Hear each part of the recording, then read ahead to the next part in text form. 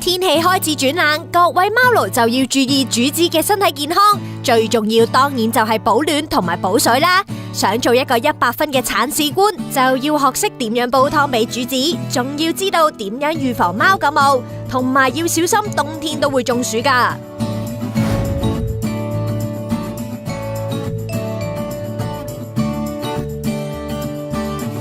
我自己習慣咧就煲咗一鍋，咁就係放1個禮拜份量，放我9隻貓貓嘅。我通常係夜晚開個晚飯嘅時候咧，就會整翻熱啲湯啦，就1隻貓加1個大湯匙溝落去佢哋個晚飯度，咁就等佢哋一齊飲埋湯食埋嘢。其實個效果我自己就真係覺得幾好嘅。煲魚湯其實有幾隻魚都常見會用咯，有一種魚咧，其實我自己就好推介嘅。叫紅檀呢一隻魚，佢本身咧嗰個膠質咧係真係好重嘅，同埋佢係補血嘅呢一種魚係。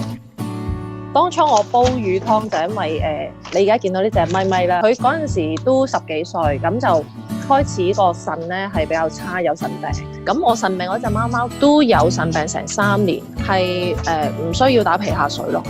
呢一個湯咧就非常之好嘅，因為佢所有每一種嘅材料咧，基本上都係咧滋陰補腎嘅。紅檀魚個營養價值咧，其實比其他嗰啲大雞啊、黃山嗰啲咧，其實真係咧係好好多嘅。有時有腎病嗰啲要補水啊，又要去滋陰啊，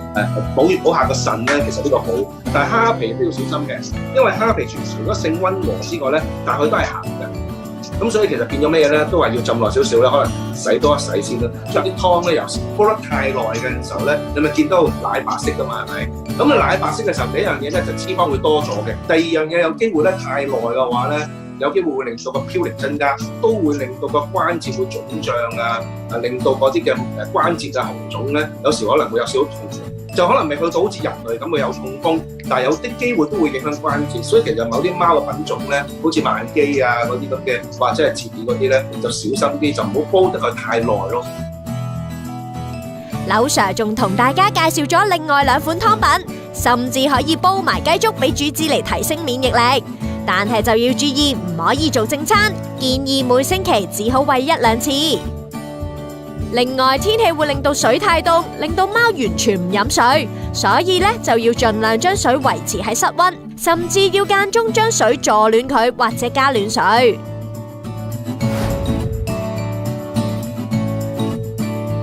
天氣一凍嘅時候，佢哋比較容易就我哋俗稱嘅即係傷風感冒啦。但係其實咧要有嗰啲病咧，始終都有感染翻嚟嘅。咁但係好多時啦，我哋所謂嘅貓瘟病毒，即係佢以前曾經感染過啦，喺天氣凍嘅時候咧，就會係將潛藏喺身體嘅病菌爆發翻出嚟，就會又形成一個傷風感冒嘅症狀，就可能眯埋眼啊、流眼水啊、流鼻水啊，甚至黑黐咳。有啲比較老或者扁面啲貓，甚至可能會擘大口唞氣咁樣樣，都係冬天會比較常見會爆發嘅事情嚟嘅。室溫啦，其實我哋貓會覺得最適合係可能係20至25度左右啦。keep 翻屋企個濕度啊，因為好多時啦開暖氣咧，但係形成個空氣裡面比較乾燥，咁佢就會好辛苦啊條氣管。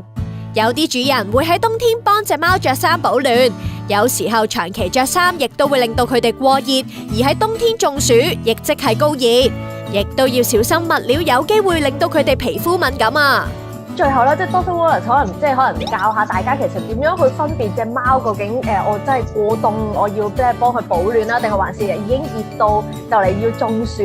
要幫佢除衫啊，就降溫咁樣。凍貓咧就會唔好亂喐啦、打餅啦，同埋最凍係就佢真係會震嘅，佢哋真係會有打冷震呢樣嘢嘅。太熱咧就會明顯見到咧佢皮膚會通紅嘅，即係連佢隻耳啦，因為耳嘅皮膚好薄嘅，應該由透明地白色變咗深粉紅色啦，個鼻頭嘅顏色都會變到好紅啦。或者腳掌呢個肉球咧，都會變到比較熱同比較暖。一般佢體溫正常嘅話咧，個肉球應該係室溫咁上下。如果肉球摸落去都係暖咧，佢真係熱得滯噶啦。